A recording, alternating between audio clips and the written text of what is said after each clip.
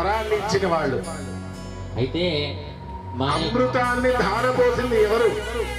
క్షీరసాగర మథనం చేసి. అదే వాళ్ళే వీళ్ళు అంటారా? వాళ్ళే వీళ్ళు కాదండి. ఆ రోజు లక్ష్మీ అమ్మారు అన్నారు, ఇప్పుడేమో శ్రీదేవి భూదేవి అన్నారు. శ్రీదేవి లక్ష్మి, భూదేవి లక్ష్మి.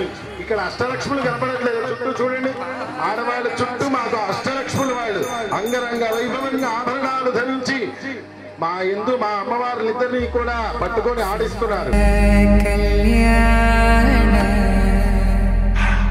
వైభోగమే రామ కళ్యాణ వైభోగమే